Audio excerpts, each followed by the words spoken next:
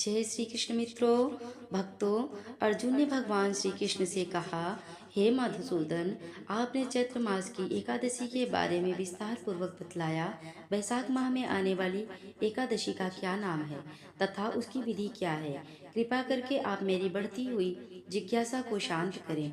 भगवान श्री कृष्ण ने कहा, हे अर्जुन, वैशाख माह की एकादशी को वरुथनी एकादशी के नाम से जाना जाता है। वरुथनी एकादशी जब वाराह भगवान स्वयं करते हैं भक्तों की रक्षा। यह केवल एक व्रत नहीं है बल्कि पापों से मुक्ति, आत्मा की रक्षा और परम कल्याण का मार्ग है।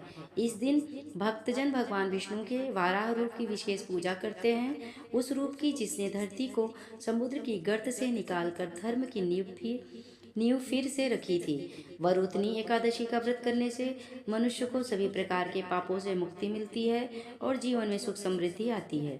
वरुथनी शब्द का अर्थ होता है रक्षा करने वाली। यह एकादशी आध्यात्मिक कवच की तरह कार्य करती है। जैसे युद्ध में सैनिकों को कवच ढाल की जरूरत होती है, वैसे ही इस संसार रूपी युद्ध में आत्मा को भी रक्षा चाहिए और वह रक्षा देती है। यह पवित्र एकादशी, इस दिन व्रत रखने रखने रात्रि जागरण करने, प्रभु का भजन कीर्तन करने, ब्राह्मणों को दान देने और विशेषतः वाराह भगवान की पूजा करने से पापों का नाश होता है। पिछले जन्मों के दोष मिटते हैं, ग्रह बाधाएं शांत होती हैं और आत्मा को दिव्य तेज की प्राप्ति होती है। पुराणों में कहा गया है, जो व्यक्ति वरुथनी एकादशी का श्राद्ध श्रद्धा से पालन करता है वह अगले जन्म में राजसी वैभव और अंत में मोक्ष को प्राप्त करता है। इस दिन वाराह भगवान की पूजा क्यों होती है? क्योंकि जब अधर्म, अहंकार और अज्ञानता ने पृथ्वी को डुबो दिया था, तब वाराह रूपी विष्णु ही थे जो उस संकट में अवतरित हुए। इसीलिए इस दिन उन्हें स्मरण करना, उनकी पूजा करना मानो अपने जीवन की खोई हुई धरती को फिर से पा लेना है। जय श्री हरि विष्णु।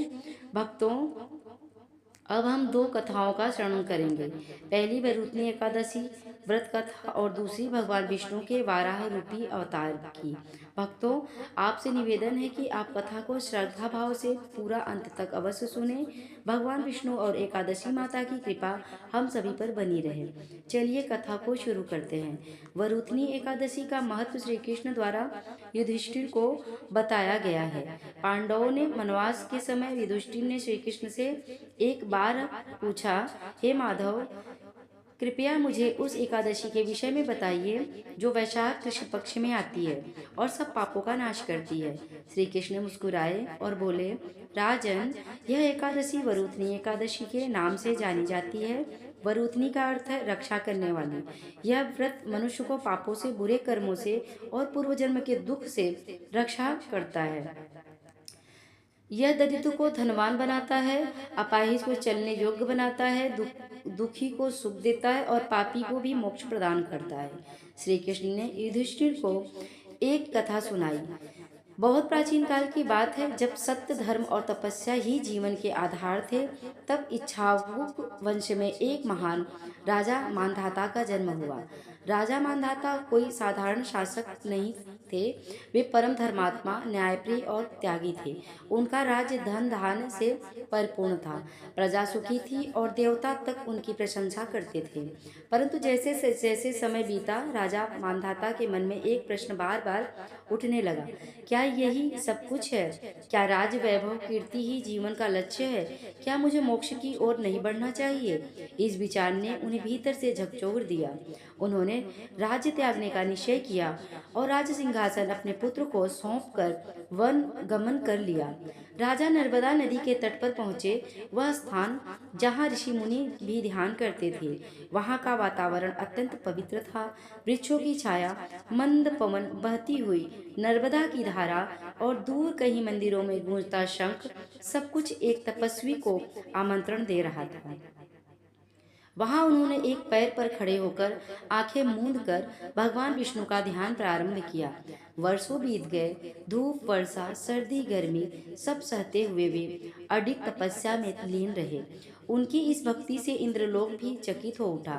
इंद्र को भय हुआ कि कहीं राजा मानधाता स्वर्ग को जीत न ले, जैसा हमेशा होता है। इंद्र ने उनकी तपस्या भंग करने के लिए राक्षसी शक्तियां भेजी। एक दिन एक भयंकर भालू भूखा और क्रूर वहां आ गया। भालू ने राजा मानधाता के शरीर पर झपट्टा मारा और उनका एक पैर चबाना शुरू कर दिया, परंतु न राजा विचलित हुए न उन्होंने प्रतिकार किया। उनकी आंखें बंद थीं, मन प्रभु में लीन था। उनकी वाणी से केवल ओम नमो भगवते वासुदेवाय निकल रहा था। भालू उनके मांस को खाता रहा, रक्त बहता रहा, पर राजा का ध्यान नहीं टूटा। यह देख कर स्वर्गलोक भी कांप उठा। देवता हतप्रभ थे। कौन है यह भक्त जो इतना सहन कर रहा है, फिर भी प्रभु नाम से डिग नहीं रहा। तभी साक्षात भगवान विष्णु वाराह रूप में प्रकट हुए। शरीर विशाल, मुख में दांतेदार रूप पर, नेत्रों में करुणा। उन्होंने आते ही भालू का वध किया और राजा के शरीर को अपने कमल स्पर्श से पुनः पूर्ण कर दिया। भगवान वाराह बोले, हे धर्मात्मा मानधाता, तुमने जो एक निष्ठा भक्ति की, जो पीड़ा सहकर भी मेरा नाम नहीं छोड़ा, उससे मैं अति प्रसन्न हूँ। आज तुम्हारा शरीर नहीं, आत्मा अमर हो गई है। राजा ने आंसू भरी आंखों से भगवान को प्रणाम किया और पूछा, प्रभु क्या यह केवल मेरी तपस्या का फल था या कुछ और? भगवान मुस्कुराए और बोले, हे राजन, तुम्हारी आत्मा पूर्व जन्म में भी पुण्यशाली थी। तुमने पूर्व जन्म में वरुथनी एकादशी का व्रत श्रद्धा से किया था और उसी व्रत का यह फल है कि आज भी संकट में मैं स्वयं रक्षा करने आया। यह एकादशी स्वयं एक दिव्य कवच है जो भक्त की रक्षा करती है। जो इसे करता है उसका कोई बाल भी बांका नहीं कर सकता। भगवान विष्णु ने आगे एकादशी की महिमा बताया। जो वरुथनी एकादशी का व्रत करता है वह अनेक जन्मों के पापों से मुक्त हो जाता है। उसे राजसुख प्राप्त होता है, शरीर स्वस्थ, चित्त प्रसन्न और आत्मा तेजस्वी हो जाती है। राजा मानधाता ने भगवान का स्तुति की और उस स्थल को ही अपनी तपोभूमि बना लिया। वहां वर्षों बाद वे प्रभु के चरणों में विलीन हो गए। वह शक्ति अब भी जीवित है। आज भी नर्मदा तट के कई स्थानों पर यह कथा लोक में जीवित है। संत कहते हैं, जिसने इस एकादशी को सच्चे मन से किया, उसे कोई न आपदा छू सकती है, न पाप, न रोग, न दुर्भाग्य। उसकी रक्षा स्वयं वाराह रूपी विष्णु करते हैं। वरुथनी एकादशी केवल एक व्रत नहीं है, यह एक संरक्षक शक्ति है। जब भक्त जीवन की कठिनाइयों में एक पैर पर खड़ा होकर भी प्रभु का नाम लेता है, तब प्रभु भी वाराह रूप में आकर उसकी रक्षा करते हैं। यह एकादशी हमें सिखाती है भक्ति में स्थिरता, तप में धैर्य और प्रभु में अखंड विश्वास ही मोक्ष की राह है। भक्तों, अब हम सुनेंगे भगवान वाराह की विशेष पौराणिक कथा। भगवान विष्णु का वाराह अवतार जब पृथ्वी की पुकार पर प्रकट हुआ, दिव्य रूप। भक्तों, क्या आपने कभी सोचा है कि जब पूरी पृथ्वी डूब रही थी तब कौन आया था उसे बचाने? जब अंधकार ने सब कुछ निगल लिया था तब किसने प्रकाश बनकर जगत को उबारा? वह कोई और नहीं, भगवान श्री हरि विष्णु थे, वाराह अवतार के रूप में। और ठीक उसी दिव्य स्मृति को जागृत करता है वरुथनी एकादशी। जब जब पृथ्वी पर अधर्म बढ़ता है तब तब भगवान विष्णु किसी न किसी रूप में प्रकट होकर धर्म की स्थापना करते हैं। त्रेता युग में से भी पहले सतयुग के प्रारंभ में ऐसा ही एक अद्भुत और चमत्कारी अवतार हुआ जिसे हम जानते हैं वाराह अवतार के नाम से। बहुत ही समय पहले की बात है। ब्रह्मा जी की तपस्या से एक असुर उत्पन्न हुआ। नाम था हिरण्याक्ष। वह बल, तेज और घमंड से भरा हुआ था। उसने लंबी तपस्या कर अमरत्व के समान वर प्राप्त किए। फिर उसने तीनों लोकों में आतंक फैलाना शुरू कर दिया। उसने देवताओं को पराजित किया, ऋषियों की यज्ञ विधि में विघ्न डाला और यहाँ तक कि उसने पृथ्वी माता भूमि देवी को अपने बल से उठाकर समुद्र के गर्भ में छिपा दिया। पाताल लोक के नीचे गहरे अंधकार में सभी देवता भयभीत हो गए। वे ब्रह्मा जी के पास पहुँचे और विनती की, पृथ्वी गायब हो गई है, प्रभु जीवों का पालन कैसे होगा? कृपया भगवान विष्णु से सहायता कीजिए। ब्रह्मा जी ने ध्यान लगाया, तभी उनके नासिका छिद्र नाक से एक बूंद गिरी और वह बूंद देखते ही देखते एक सुअर के बच्चे का रूप लेने लगी। देखते ही देखते वह शिशु वाराह बड़ा होता गया, विशाल होता गया, पर्वत जैसा रूप धारण कर लिया और उसी क्षण ब्रह्मा जी को बोध हुआ यह कोई साधारण रूप नहीं, स्वयं भगवान विष्णु का वाराह अवतार है। भगवान ने वाराह का रूप इसीलिए धारण किया क्योंकि समुद्र के गर्भ में प्रवेश करने का कार्य सहज रूप से कोई नहीं कर सकता था। वाराह अर्थात जंगली सुअर ऐसा प्राणी है जो जमीन खोद सकता है, गहराई में जा सकता है। उनका शरीर पर्वत के समान था, आंखें अग्नि से समान लाल, नथुने वायु की तरह चलते थे और उनकी गर्जना से दिशाएं कांप उठी। देवताओं ने जय घोष किया, जय वाराह, जय श्री हरि, जय पृथ्वी रक्षक। भगवान वाराह तेजी से समुद्र में उतरे जैसे कोई वज्र पर्वत को चीर कर नीचे जा रहा हो। उन्होंने समुद्र की गहराई में पृथ्वी माता को देखा। डर से सिमटी हुई कांपती हुई भगवान ने उन्हें अपनी दतों कंधों पर उठाया, जैसे कोई माँ अपने शिशु को गोद में लेती है। वैसे ही उन्होंने पृथ्वी को उठाया और कहा, डरो मत पुत्री, मैं तुम्हें तुम्हारे स्थान पर पुनः स्थापित करूंगा। परंतु उसी समय हिरण्याक्ष प्रकट हुआ। वह क्रोध से जलता हुआ गर्जा, कौन है यह पशु वेशधारी? समुद्र मेरी संपत्ति है, पृथ्वी मेरी है। भगवान मुस्कुराए। उन्होंने पृथ्वी को पहले सुरक्षित स्थान पर रखा और फिर आरंभ हुई एक भयंकर युद्ध। वह युद्ध हजारों वर्षों तक चला। हिरण्याक्ष के अस्त्र शस्त्र, मायावी शक्तियां, आकाश और पाताल से आक्रमण कुछ भी भगवान वाराह के आगे टिक नहीं पाया। अंत में भगवान ने अपने खुर और दांतों से हिरण्याक्ष को धरती पर पटक दिया और अपने सुदर्शन चक्र से उसका वध कर दिया। भगवान वाराह ने फिर से पृथ्वी को उठाया और उसे अपने शुद्ध दांतों पर रखकर बाहर लाए। उन्होंने उसे ब्रह्मांड के बीच में स्थिर किया, चारों दिशाओं में समान रूप से रखकर धराधार किया। पृथ्वी माता ने तब हाथ जोड़कर भगवान से कहा, हे प्रभु, आपने मुझे अंधकार से निकालकर फिर से जीवन दिया। आप मेरे आदि पति हैं, आप ही मेरे रक्षक, मेरे पालक, मेरे धर्म हैं।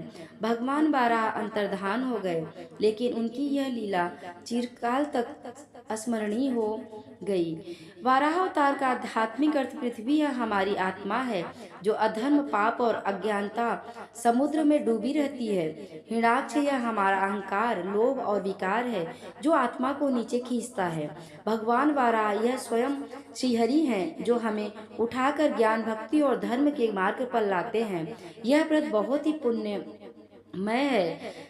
बोलिए श्री लक्ष्मी नारायण भगवान की जय, श्री तुलसी माता जी की जय, शालिग्राम भगवान की जय। भक्तों, आइए अब आप सभी की मनोकामना को पूर्ण करने वाली कथा को भी सुनते हैं। एक बार देवर्षि नारद जी बैकुंठ लोक गए। वहां उन्होंने भगवान श्री लक्ष्मी को प्रणाम किया। फिर नारद जी ने श्री हरि से कहा, प्रभु, अब धरती पर आपका प्रभाव कम हो रहा है। धर्म पर चलने वालों को कोई अच्छा फल नहीं मिल रहा, जो पाप कर रहे उनका भला हो रहा। तब श्रीहरि कहने लगे, ऐसा नहीं है देवर्षि, जो भी हो रहा है सब नीति के कारण हो रहा है। श्रीहरि की बात सुनकर नारद जी बोले, प्रभु, मैं तो देख कर आ रहा हूँ कि पापियों को तो अच्छा फल मिल रहा है, लेकिन भला करने वाले और धर्म के रास्ते पर चलने वालों लोगों को बुरा फल मिल रहा है, उन्हें दुख भोगने पड़ रहे हैं। भगवान ने कहा, देवर्षि, कोई ऐसी घटना बताओ जिससे तुम्हें यह लगा रहा हो। नारद जी कहने लगे, प्रभु, अभी अभी मैं एक जंगल से आ रहा हूँ। वहाँ पर एक गाय दलदल में फंसी हुई थी। कोई भी उसे बचाने वाला नहीं था। थोड़ी ही देर के बाद मैंने देखा कि एक चोर उधर से गुजरा। दलदल में फंसी हुई गाय को देखकर वह रुका तक नहीं, बल्कि उस गाय पर पैर रखकर वह दलदल से भरा हुआ गड्ढा लांघकर आगे निकल गया। आगे गया तो उस चोर को सोने की मोहरों से भरी एक थैली मिली। थोड़ी ही देर बाद वहां पर एक साधु महाराज आए। उन्होंने उस गाय को दलदल में फंसा देखा तो गाय को बाहर निकालने की पूरी कोशिश की और पूरी ताकत लगाकर आखिरकार उस गाय को निकाल लिया। गाय को बाहर निकालने के प्रयास में वह साधु महाराज खुद दलदल से लथपथ हो गए थे। जब वह साधु महाराज आगे बढ़े तो एक गड्ढे में गिर गए और उन्हें चोट लग गई। प्रभु, अब आप ही बताइए, यह कौन सा न्याय है? नारद जी की पूरी बात सुन लेने के बाद श्रीहरि बोले, देवर्षि, यह सही ही हुआ। जो चोर गाय पर पैर रखकर भाग गया था, उसकी किस्मत में तो एक खजाना था। लेकिन उसके इस पाप के कारण उसे केवल कुछ मोहरें ही मिल पाई। वहीं उन साधु महाराज को गड्ढे में इसीलिए गिरना पड़ा क्योंकि उनके भाग्य में उस समय मृत्यु लिखी हुई थी। लेकिन एक गाय को बचाने के कारण और उस दलदल से बाहर निकालने के कारण उनके पुण्य बहुत अधिक बढ़ गए और उनकी मृत्यु बस एक छोटी सी चोट में बदल गई। इंसान के कर्म से ही उसका भाग तय होता है देवर्षि, इसीलिए अच्छे कर्म करना कभी भी नहीं छोड़ना चाहिए। श्रीहरि की बात सुनकर देवर्षि नारद मुस्कुराते हुए और प्रभु को प्रणाम करते हुए नारायण नारायण कहकर प्रभु की रचाई हुई सृष्टि की अन्य लीलाएं देखने के लिए चल पड़े। प्रेम से बोलिए श्री लक्ष्मी नारायण भगवान की जय। भक्तों, अब हम सुनेंगे एकादशी माता की कथा। इस कथा को सुनने से ही एकादशी का व्रत पूरा माना जाता है। श्रोताओं, एक बार एक बूढ़ी माँ ने एकादशी का उपवास रखा। बड़े ही भक्ति भाव से वह एकादशी की पूजा किया करती थी। वे बूढ़ी हो चुकी थी। उन्हें वृद्धावस्था में कोई भी ऐसी वस्तु नहीं चाहिए थी। वे एकादशी का उपवास रखती क्योंकि एकादशी का उपवास रखने से तो श्रीहरि की कृपा से सब कुछ मिल जाता है। वो बूढ़ी माँ तो अपने बच्चों के लिए, अपने परिवार की सुख सुविधा के लिए इतना कठिन व्रत रखती थीं। वे दिन भर तो बड़ा कठिन मन करके और अपनी प्यास को किसी तरह से रोके रहीं, क्योंकि एकादशी के व्रत में जो जल की एक बूंद भी ग्रहण नहीं करती, द्वादशी को ही जल पीकर वह अपने व्रत का पारण किया करती थी। दिन भर उन्होंने किसी प्रकार अपने मन को संयमित रखा, पूजा पाठ के व्रत की कथा पढ़ी सुनी और फिर पंडित जी को मिट्टी के एक पात्र में भरकर पानी और मौसमी फल दान में दिए। दान भरकर शक्कर भी वितरित की, दोना भरकर शक्कर भी वितरित की। उन्हें गर्मी के कारण बड़ी बेचैनी हो रही थी। एक तो निराहार और निर्जल रहकर उपवास रखा था और ऊपर से प्यास भी अधिक सता रही थी। इस कारण उन्होंने सोचा कि चलो पानी में बैठूं तो शायद थोड़ी शांति मिले। यह सोचकर वह पानी में बैठी रही, पानी से बार बार कुल्ला करती और मुंह हाथ धोती रही। तब कहीं जाकर उन्हें थोड़ा बहुत चैन मिला।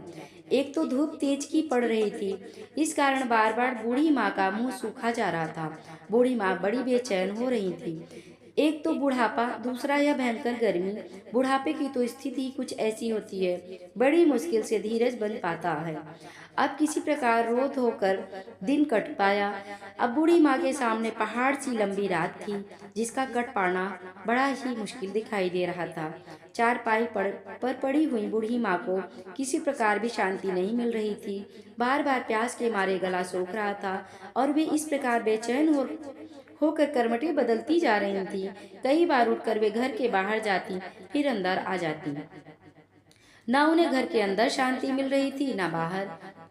वे पड़ी पड़ी एकादशी माता को याद कर रही थीं और मन में कहती रहीं कि हे माता, आप मेरी लाज रखिएगा, आप ही मुझे शक्ति दीजिएगा ताकि मैं भली भांति आपका व्रत कर सकूं और यह पहाड़ सी रात सुकून से बीत सा जाए। प्यास के कारण बूढ़ी माँ की बेचैनी तो बढ़ी ही रही थी। उन्होंने धैर्य रखने का बहुत प्रयास किया, लेकिन आखिरकार उनकी सहनशीलता की सीमा टूट गई और वे घबराकर प्यास के मारे एकदम चिल्ला पड़ी, बचाओ बचाओ। बूढ़ी माँ का चिल्लाना सुनकर उनके परिवार के सभी सदस्य उनके आसपास इकट्ठा हो गए और बूढ़ी माँ की चारपाई के पास पहुँच गए। सब बोले, अम्मा जी क्या हुआ, आपको क्यों चिल्ला रही हो, और जब आपसे व्रत नहीं रखा जाए तो इस बुढ़ापे में इतना कठिन व्रत क्यों कर रही हो। अम्मा जी, अगर शरीर में ताकत है तभी तो भक्ति हो पाएगी, आप पानी पी लीजिए। बूढ़ी माँ अपने परिवारजनों से बोली, मेरे तो प्यास के मारे प्राण ही निकले जा रहे हैं, जरा जल्दी से मेरी छाती पर ठंडे पानी का घड़ा तो रख दो। नातिन ने दौड़कर दादी की छाती पर ठंडे पानी का बर्तन रख दिया।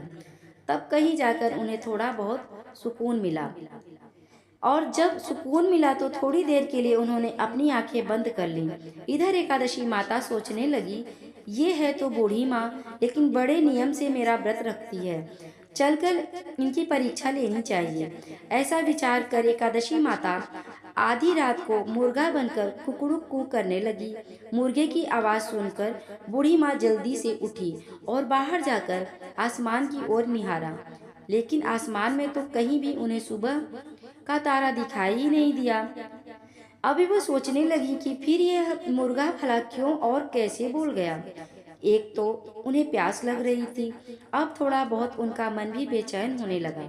आखिरकार उन्होंने यह दृढ़ निश्चय किया कि अब तो मैं इस व्रत को पूरा करके ही छोड़ूंगी, फिर चाहे व्रत पूरा होने तक मेरे प्राण ही क्यों न निकल जाए। मन में ऐसा पक्का निश्चय कर वह वापस चारपाई पर आकर लेट गई। थोड़ी ही देर के बाद एकादशी माता ने उनकी फिर से परीक्षा लेनी चाहिए, तो वह एक छोटी सी कन्या का रूप धारण कर गिलास में मीठा पानी लेकर उनके सिरहाने खड़ी हो गई और जोर से बोली, दादी जी से सवेरे सवेरा हो गया है, आप हाथ मुंह धोकर शरबत पी लीजिए।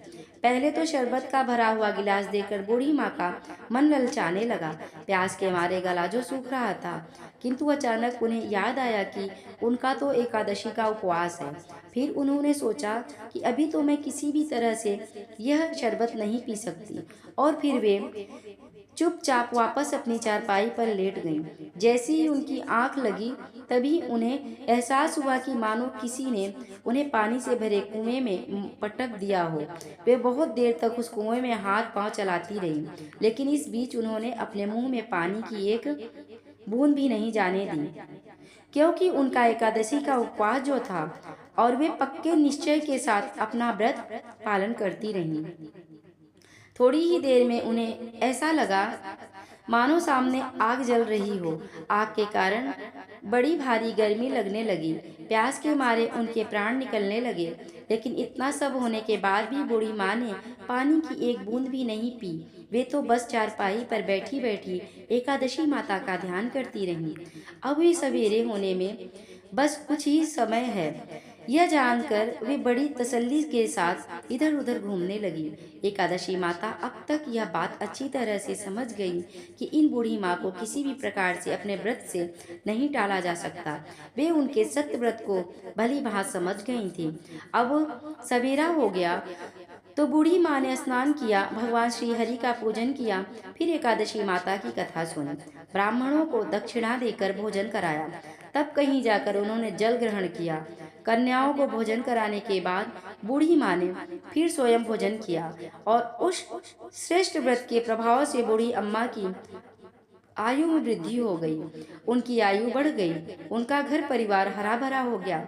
अब उनके घर में किसी भी चीज की कोई अभाव नहीं रहा। उनका घर हर प्रकार से के सुख साधनों के से भर गया। नाती नातिन से उनका घर भर गया, और वे उसी दिन से 12 महीने की एकादशी का व्रत करने लगी। एकादशी माता के व्रत के पुण्य प्रताप से इस संसार में हर प्रकार के सुख भोग कर वह बूढ़ी माँ अंत में भगवान श्री हरि के धाम को चली गई। जैसे एकादशी माता ने उन बूढ़ी माँ को और उनके परिवार को हरा भरा किया, वैसे ही हे एकादशी माता, हम सभी की मनोकामनाएं पूर्ण कीजिएगा। प्रेम से बोलिए श्री लक्ष्मी नारायण भगवान की जय, एकादशी माता की जय। प्रिय श्रोताओं, यह थी आज की कथाएं। उम्मीद है आपको पसंद आई होगी। पूजा विधि: सुबह जल्दी उठकर स्नान आदि से निवृत्त हो जाएं, घर के मंदिर में दीप प्रज्वलित करें, भगवान विष्णु का गंगा जल से अभिषेक करें, भगवान विष्णु को पुष्प और तुलसी दल अर्पित करें। अगर संभव हो तो इस दिन व्रत भी रखें, भगवान की आरती करें, भगवान को भोग लगाएं। इस बात का विशेष ध्यान रखें कि भगवान को सिर्फ सात्विक चीज़ों का भोग लगाया जाता है। भगवान विष्णु के भोग में तुलसी को जरूर शामिल करें। ऐसा माना जाता है कि बिना तुलसी के भगवान विष्णु भोग ग्रहण नहीं करते हैं। इस पावन दिन भगवान विष्णु के साथ ही माता लक्ष्मी की पूजा भी करें। इस दिन भगवान का अधिक से अधिक ध्यान करें। पूजा सामग्री की लिस्ट: श्री विष्णु जी का चित्र अथवा मूर्ति, नारियल, सुपारी, फल, लौंग, धूप, दीप, घी, पंचामृत, अक्षत, तुलसी दल, चंदन, मिष्ठान। जय श्री हरि विष्णु। नंबर 1, वरुथनी एकादशी व्रत विधि। व्रत की संपूर्ण प्रक्रिया: पूर्व तैयारी: एक दिन पूर्व दशमी तिथि। एकादशी व्रत की तैयारी दशमी तिथि की रात से ही प्रारंभ होती है। इस दिन सात्विक भोजन करें और शाम के बाद भोजन न करें। एकादशी व्रत में रात्रि भोजन वर्जित है। मानसिक रूप से संकल्प लें, मैं भगवान विष्णु की कृपा के लिए वरुथनी एकादशी का व्रत करूंगी। एकादशी के दिन मुख्य व्रत दिवस 24 अप्रैल 2025 प्रातः काल की विधि। ब्रह्म मुहूर्त में उठें, स्नान करें और स्वच्छ वस्त्र धारण करें। घर के पूजा स्थान को गंगा जल से शुद्ध करें। व्रत का संकल्प लें। ओम नमो भगवते वासुदेवाय। मैं आज वरुथनी एकादशी का व्रत श्रद्धापूर्वक कर रही हूँ या कर रहा हूँ। व्रत नियम: दिन भर निर्जला उपवास रखें। यदि संभव न हो तो फलाहार। मन, वाणी और आचरण को शुद्ध रखें। क्रोध, असत्य, हिंसा, झूठ और विवादों से दूर रहें। दिन भर भगवान विष्णु या वाराह अवतार का स्मरण करें। भजन कीर्तन करें। रात्रि को जागरण करना अति पुण्यदायक है। द्वादशी के दिन पारण व्रत खोलना 25 अप्रैल 2025 द्वादशी के दिन सूर्योदय के बाद उचित समय में व्रत का पारण करें। पहले ब्राह्मण भोजन कराएं या दान दक्षिणा दें, फिर स्वयं फलाहार करें।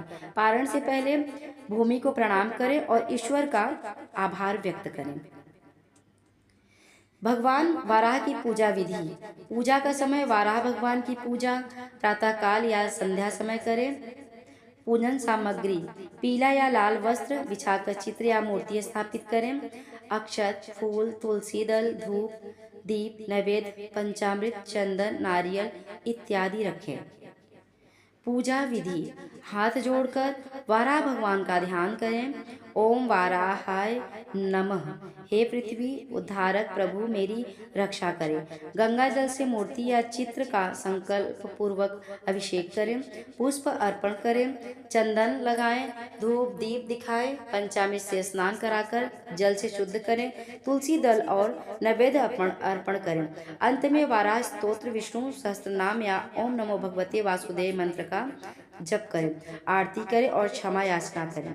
व्रत के लाभ: वरुथनी एकादशी व्रत करने से ब्रह्म हत्या जैसा पाप भी नष्ट हो जाता है। कर्ज, रोग, दरिद्रता दूर होती है। पूर्वजों को तृप्ति मिलती है। अगले जन्म में दिव्य योनि प्राप्त होती है। अंत में विष्णु धाम की प्राप्ति होती है। वरुथनी एकादशी और वाराह अवतार का संबंध: वरुथनी एकादशी के दिन जब भक्त व्रत करते हैं तो वे उसी भगवान की पूजा करते हैं जिन्होंने धरती की रक्षा की, जो अंधकार से प्रकाश की ओर ले जाने वाले हैं। इस दिन वाराह भगवान की पूजा से आत्मा को मजबूती मिलती है, अंदर का तमस मिटता है और अधर्म से लड़ने की शक्ति प्राप्त होती है। प्रेम से बोलिए जय श्री हरि विष्णु। ऐसे ही और भी रोचक और आध्यात्मिक वीडियो के लिए चैनल को सब्सक्राइब कर ले। दोस्तों, आपको ये कथा कैसी लगी कृपया कमेंट करके जरूर बताइए। वीडियो पसंद आया हो तो लाइक करें और अपने दोस्तों के साथ शेयर करें। कमेंट बॉक्स में जय श्री कृष्णा लिखना ना भूलिए। फिर मिलते हैं एक और दिलचस्प वीडियो के साथ। धन्यवाद। जय श्री कृष्णा। राधे राधे।